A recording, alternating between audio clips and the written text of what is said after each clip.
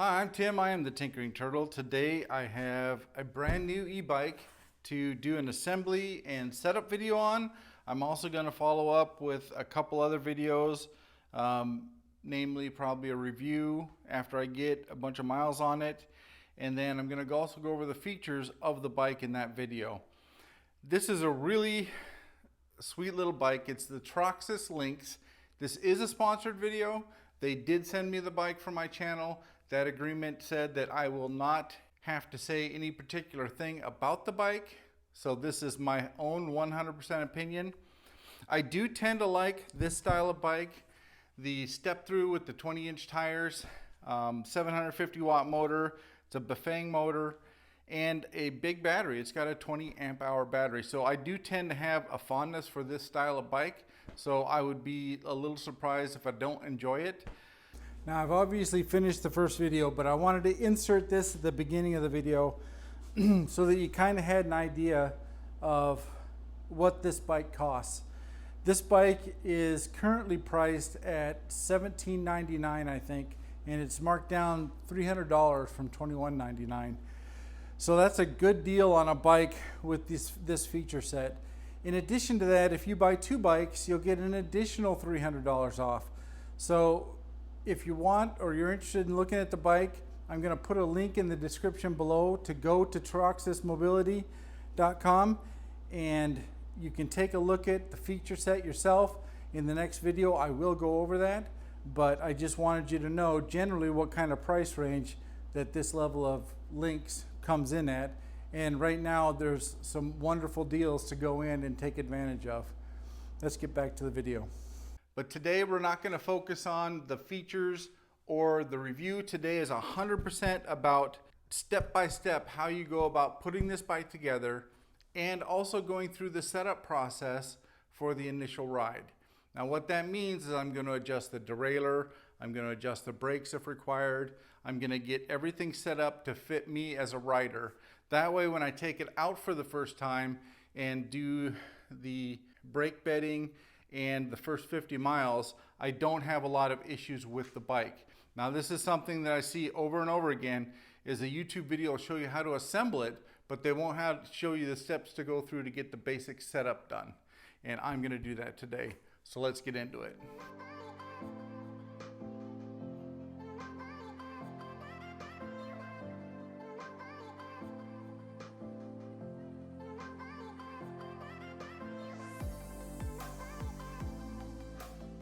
So the basic tools I always set out is I have an adjustable wrench, a wire clipper, some metric Allen wrenches, a Phillips head screwdriver, and a utility knife to cut off any packaging and open the box and such. So on a lot of videos, I watch the guys open these boxes. And a lot of times what they'll do is they'll take the straps off, they'll open the box, and they'll literally lift the bike out of the box. These bikes are heavy. This one is, I think the gross weight said 101 pounds and the net weight was 70. So I'm assuming with the box and the packaging and all the extra parts that brings up to 101 pounds. And then the bike itself, when you're riding it, is more like 70 or 71 pounds. I'm not capable of doing that anymore. I'm 55 years old. I've got a messed up arm that I recently got some tendonitis in, so lifting the bike isn't an option for me. Another thing I see people do is they'll cut open the box and they'll just fold it out and slide the bike out. That works fine, but you're destroying the box. And my suggestion to people when it comes to the box is to keep the box for as much of the warranty period as you can. So if something does go wrong with the bike, you can put the bike back in the box and ship it back to the manufacturer. So I don't want to destroy the box. So I've read about a way that this guy was telling him how he got it out of the box, and I'm going to show you that today. So the first thing you do is you take off the straps, and then instead of opening the top of the box, we're going to flip it over and open the bottom. Now with bikes that have hydraulic brakes, you don't want to spend a lot of time upside down. And even though hydraulics are a sealed system, there can be air bubbles inside of it that get dislodged when the bike's upside down. And so as a rule, when you do flip a bike upside down, do it for a short period of time just to get what you need done. So what I've done here is open up the bottom of the bike box, and I'm going to look for anything that can be pulled out. And it doesn't look like I have access to a box of parts or anything. So there's nothing that I can pull out of the way right now. Now what I'm going to do now that I have the box upside down and the bottom completely open is I'm going to flip this back over, but I'm going to have the flaps open so the bike rests on the ground. So now the bike is right side up again, but the flaps are open, and now I can, instead of lifting the bike out of the box, I can simply lift the box up off of the bike. Now the way I do that is they've got handles on each side of the box. I simply slide it up, grab a hold of the bike so it doesn't fall over, and then just make sure it's stable so it doesn't fall while I move the box out of the way. Now I'm going to keep the box here, and I'm going to take all the packaging, zip ties, foam, cardboard, and I'm going to put it back in the box, and then I'm going to put the box down in my basement in case I ever need it, for example, to ship the bike back. In here I found this foam, and it's got boxes of parts, which we will look at later. And then we'll put the foam in the box. Now when the FedEx guy delivered this bike, the center of the box was kind of crushed as he set it on the back bumper. I don't see any damage prior to unpackaging, but I will look at the bike very closely once I get the packaging off to make sure there's no damage that's visible as I go forward. So I'm going to look for areas down here that could have been damaged. It doesn't look like there is any, but I am going to keep that in the back of my mind as I go forward. So now I'm not going to do a lot of commentating here. I'm just going to take all the stuff off. I'm going to pull all the packaging off, and I'm going to put it all in the box.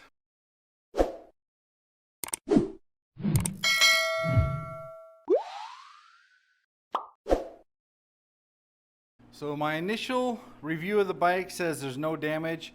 We'll know more as we get it set up on the tires and I can get down in and double check everything. The bike comes with the battery, the 20 amp hour battery installed in the frame, which is nice, keeps it safe. The keys are zip tied to the handlebar, which I'll take off right now. It's important to take these off as soon as you find them and put them with your other parts. You don't want to lose your keys. Even though the keys aren't required to run the bike typically, it's only required to take the battery out.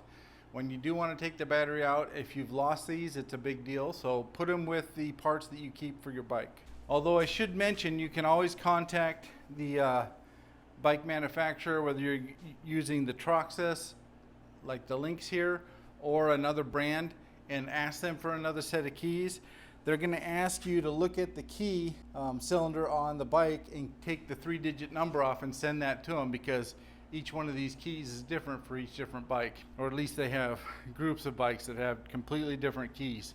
So that's important. You should write down that number in your manual and keep it for future considerations.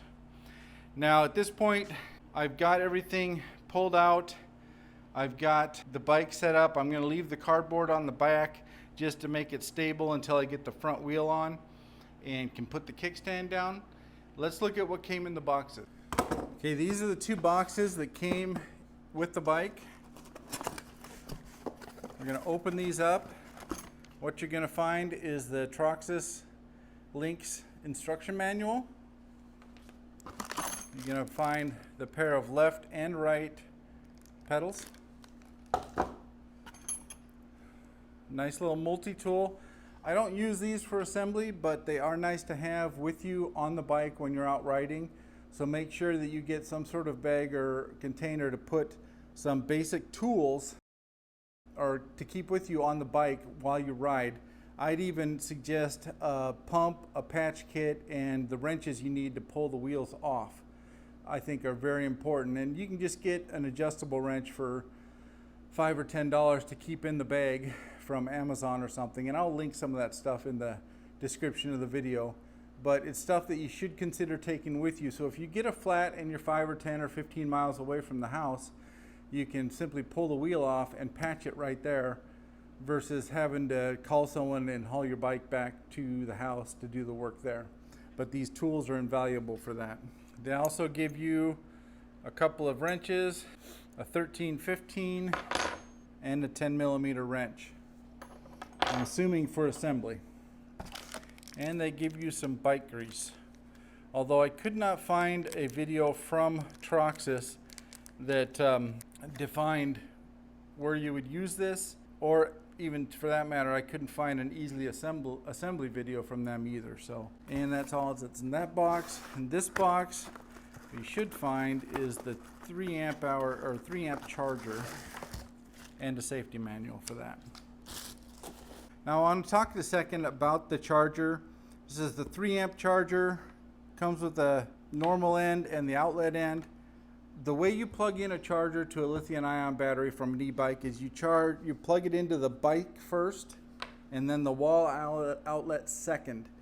These ends are not constructed to take a surge of voltage, but these are. So always plug it into the bike and then into the wall, and then I'll show you later what happens with the light on the charger and how to interpret what's going on. This is a nice charger. I like the 3 amp chargers, especially for the bigger batteries. And the Lynx has a larger battery that's going to get you a really good range. But the 3 amp, basically what that tells you is if you have a 20 amp hour battery and you deplete it 18 amp hours, for example, it's not a 20 amp battery, it's a 20 amp hour battery. And you deplete it down 18, so it's only got 2 amp hours left. What this does, it says this will charge 3 amps per hour. So if you've got 18, it'll take you 6 hours to fully charge that battery. So the 3 amp will go faster. If you have a 2, that math goes different, obviously. Then it takes 9 hours. But the 3 amp hour is a really nice charger for this bike. They will get hot when you run them, but we can talk about that a little later. One of the first things I like to do is remove the battery from the bike. And I do this not so much because I'll be plugging in wires and stuff, which is always a good idea to take the battery out when you're messing with connections. But I want to get this battery started to charge now. And I can't hook it to a charger while I'm working on the bike. So I'm going to take the keys that we took off. I'm going to put that in. I'm going to release it. And then there's a switch under here that you turn and the battery simply comes out. And this is your 20 amp hour battery. Once the battery's out, take the keys out and put them back in the box that you had them in. Now on these batteries, there's usually a switch that you can push. This tells you that this is probably pretty much full, but I'm going to top it off anyway. It's a good idea for balancing the cells inside to just give it a full charge when you do get the bike. Now you can charge this either on the bike or on the bench like this. I usually charge the in-frame batteries on the bike. I don't like taking them in and out, but it's not a big deal to take them out, even with the front tire on, and I'll show you that when I put it back in. But again, first thing we do is plug into the battery, and then we plug the outlet in. Watch the light as I do this. The light will turn green and then red. Red means it's charging. So right now it wasn't completely full. It's going to charge a little bit. When the red light turns back to green, then it'll be fully charged. So I always set these right side up, which is the light going up.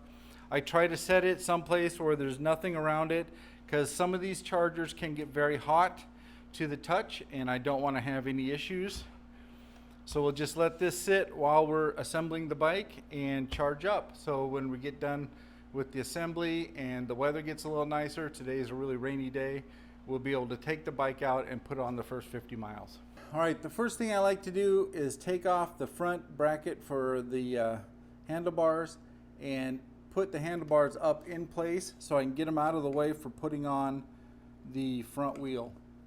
To do that, you'll remove these 4 screws. These are 5mm hex if they're in there tight enough where you can't get them out by hand. Now I do want to point out, I got a little grease on my fingers, I'm going to wipe that off. I do want to point out, even though I don't use Loctite typically, Loctite isn't a bad idea. It's also a good idea to look up and see if you can find any torque settings and use a torque wrench to put these on. Again, I've assembled a dozen bikes now, and I do it by feel. Just make sure not to over tighten this stuff, because you're tightening steel bolts, stainless steel bolts a lot of times, into an aluminum part. You definitely don't want to strip out any of the threads. Okay, so I'm gonna lift up the handlebars. I'm gonna make sure all the cables aren't twisted or tugging, and I'm gonna lay that right in the center of that. I'm gonna let it rest down. It's got hash marks on the handlebar that I center on the stem itself. And then you'll take the bracket and set it on, and then you'll loose fit the bolts by hand. And you don't want to tighten these down too much yet. Now, I always start bolts by hand because I want to reduce the opportunity or chance that it could get cross-threaded. So if at all possible, I'll start them by hand, and then I'll use the wrench once they're started. Now you notice I just have this laying down. It is snug, but I can still move it. I'm going to leave it like this until I can get the front wheel on and get the bike up into its sitting position. So one of the things I tend to do when I first get a bike is I usually have some isopropyl alcohol on hand. A lot of times, if you're a woman, you may have this for removing fingernail polish. If you're a man, your wife might have it, or otherwise just run down to your local pharmacy. A lot of times they'll have it available for you. And the reason I do this is because sometime during the manufacturing process, the rotors can be contaminated with oil or some sort of dirt or something. And what happens is that will cause a vibration or a hum, and your brakes will actually squeal when you go to apply them. You know, and you need to properly bed in your brakes too, and we will go over that in the next video.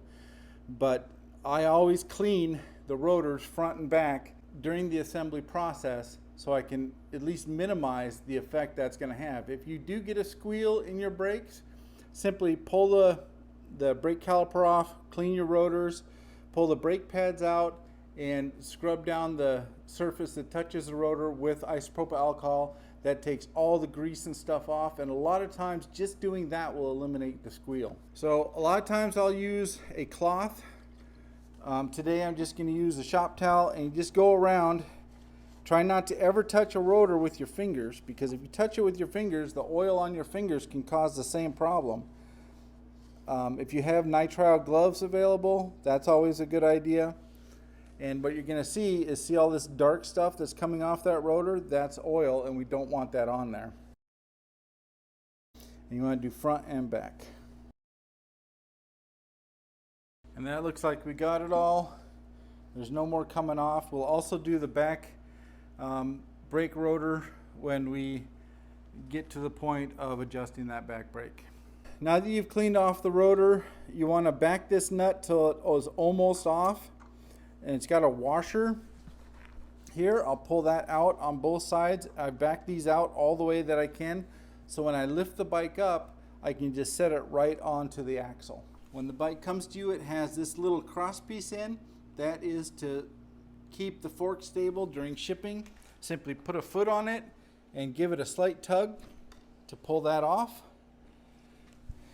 and put that in your box. Now, if you are older, it is a good idea to get someone to help you do this. That'll help stabilize the bike and wheel while you're putting it on. Plus, you can get someone to help you guide the rotor into the caliper. Because what you have to do is guide the brake caliper over the rotor and the dropouts in the forks onto the axle of the wheel. Now that I've got the wheel in place, the brake is over the rotor, I'm going to go ahead and put the kickstand down and remove the cardboard from the back. Now you can finger tighten the lug nuts down. Don't do them all the way, keep them a little bit loose, but bring them down so they touch the shock, and then back them off a little bit. What you don't want to do is tighten them down when they're leaning and the axle could be kicked in the forks. You want to set it up, make sure the gap on either side of the tire is similar or the same, and then tighten them down. And for this, you'll use your adjustable wrench or one of the wrenches that came with the bike. And repeat the process on the other side. Now, one thing I'm noticing, these are nestled in to the shock here, so they're a little bit hard to get to with an adjustable wrench. I'm going to go grab that wrench and see if we can get a little better bite on it. I'm tightening down a little bit on both sides. Now that wheel is in there nice and solid, you can lift it up. And we're going to have to adjust the brake caliper a little bit because I could hear it rubbing, but for right now, the wheel is installed. The next step, I think we're going to put on the front fender and headlight. So you have to remove the locking nut off the back of the hardware that goes through the front of the fork here. I'm going to leave the bolt in. I'm going to take the nut out and set it down where I can find it. One thing I do want to say is all front suspension forks have this bar that comes across the front. If this thing's got looped around and it's behind, you need to turn it around so this is in front. Surprisingly enough, I've seen people put this on backwards, which puts the rotor on the wrong, or the brake caliper on the wrong side, and then they try to put it together and they can't figure why everything's all jammed up. This bar has to be forward on the bike. In addition to that, you want to take out the bolt for the fender stay. This is going to be a 3mm Allen wrench. There is a washer on there, so make sure you keep those together, and again, set them someplace you're not going to kick them or knock them out of the way. Repeat the process on the far side. Okay, we've got the front fender, and I have to say it's nice to have a metal fender. A lot of these bikes come with plastic fenders, so I say that's kudos to Troxus. It's got a nice Troxus branding on the fender, which is sweet looking. What you do is you slide this up over the wheel. You'll bring this, typically it goes in the front up here, not in the back. So I'm going to take the bolt out, put it back through the frame. I'm not going to put the back nut on just yet. And I'm going to take and start the bolt for the fender stay.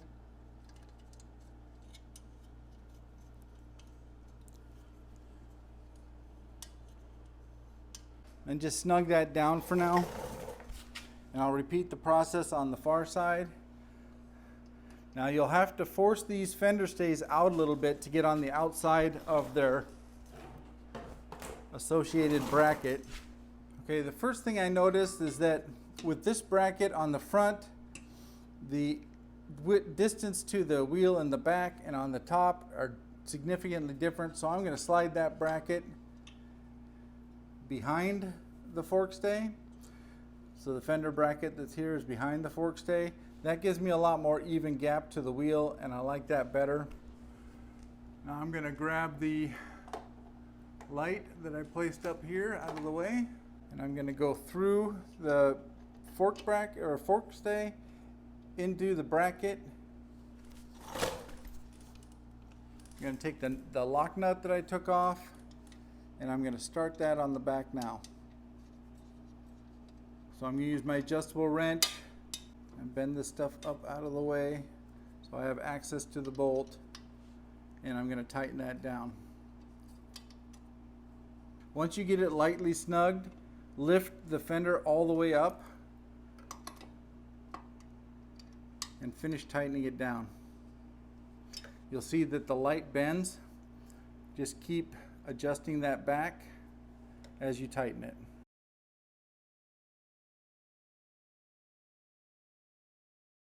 Now that's nice and tight, it's not going anywhere. You'll adjust your reflector down and your light. Just adjust this so it goes straight out, maybe slightly down. You don't want to blind cars as you're riding. And then after you've got that done, you can tighten this a little bit. If it adjusts too easy or is flopping around, you can adjust the bolt here. But after you've finished getting this the way you want it, then come and make sure these fender stays are tightened all the way down.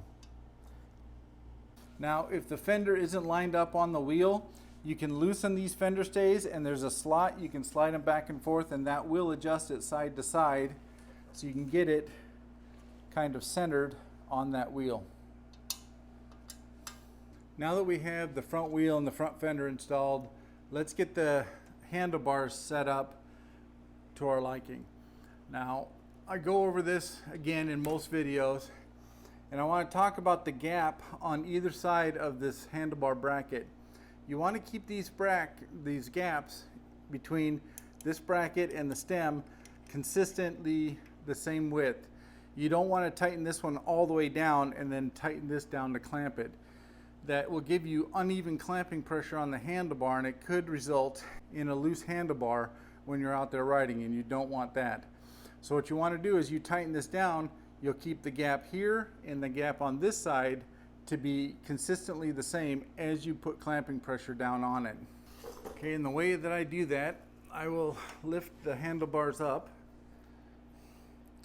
Now these wires are kind of in my way, so I can show you. But right now, the top is not quite down as far as the bottom. So I'm going to want to loosen up this bottom bolt a little bit. Make sure we're centered side to side best we can. And then tighten down the top bolts. And I just snug these up, and I'm double checking the gaps on both sides. That looks pretty good. Probably lean that back a little bit. Now I just want to snug down the other bolts, not so they tighten, but till they get down and they seat on the bracket. Okay, once I've got this, it's in pretty good shape, it's centered, and the gap on either side is the same. What I'm going to want to do now is put good clamping pressure on it. To do that, I do a cross pattern. So I'll do a quarter half turn on this bolt, then I'll do a quarter half turn on this bolt, then this one, then this one. That keeps the clamping pressure coming down even onto the handlebar. Again, remember, you're tightening a stainless steel bolt into an aluminum part, so do be careful. And just, like I said, quarter to a half a turn on each one. And I repeat that until it's fully seated. And that's nice and tight. Now, you may need to adjust this up or down based on where you like the handlebars in relationship to the seat. That's kind of a personal preference. But later on in the video, we're going to adjust everything on the handlebars so it fits this riding position. Now, one thing I noticed is this connector came apart. So we're going to have to unwrap this wire all the way down, because it looks like there's some slack down here to maybe pull that back up in, but I can't just pull it, so I'm going to need to unwrap it, and that's going to take a second here.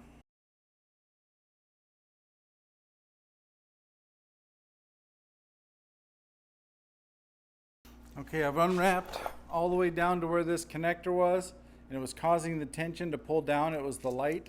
Now I'm going to take this connector, and you'll see a little key on the bottom of this one. It's a 2-pin connector. It's for the brake sensor.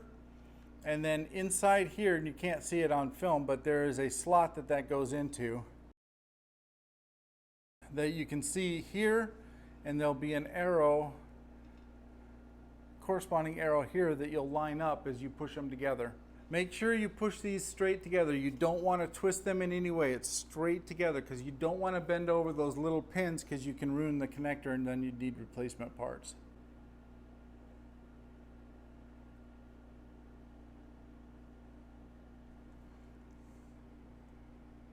And make sure that connector's pushed all the way together, and then you can rewrap the wires. Now, you might have noticed I didn't wrap the connectors. I like having access to those connectors outside the wrap, so I don't have to unwrap and unwrap it if there's an issue. I did tie it into this, but I also freed up the brake cable. I don't like the brake cable being tied into these wraps because I don't want it tugged on. So now the connectors assembled back together, and we can move on to putting on the pedals. Okay, I want to talk about the pedals again for a second here. They have left and right hand pedals. The left will be on the left hand side of the bike as you sit on the bike. The right will go on the right hand side as you sit on the bike. And it's important you put the pedals on the correct side. The threads on the left hand pedal are different than the right hand. These are left hand threads, these are right hand threads, or vice versa. So you got to make sure that you're putting them on the correct side of the bike. There's stickers on the pedals that came from Troxus. The left is marked with an L, the right is marked with an R. In addition to that, inside the pedal there's an R on this one and an L on this one. So before you even start, make sure the left hand one goes on the left hand side of the bike. So I set that over here. The right hand one goes on the right hand side of the bike. I will put that over there so I make sure I'm not putting in the wrong one. You don't want to cross thread the pedals into the crank arms, because if they get loose they'll tear out the threads, and then you got to replace the crank arms or repair the threads somehow. Now the way I always remember to do this is to assemble the pedal on the left hand side. You rotate it counterclockwise or towards the front of the bike.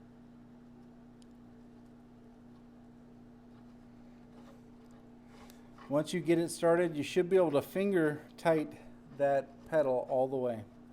Now you can use the 15mm wrench that came with the bike, or I have a small adjustable wrench that I use for this that allows me to get in there, and just make sure you get a good tightening on that, on each side, to make sure that this thing doesn't back out or get loose.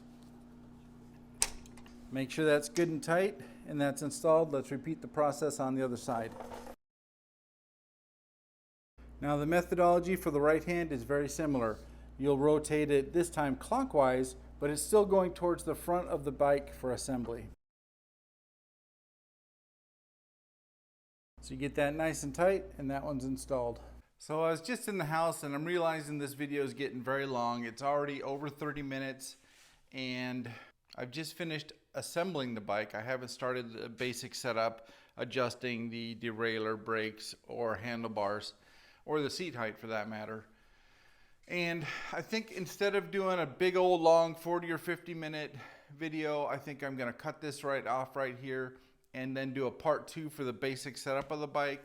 So this will be a 30-some minute, and then I'll have hopefully not a super long second part. That way you can focus on if you want to do the assembly or the basic setup. It's your choice.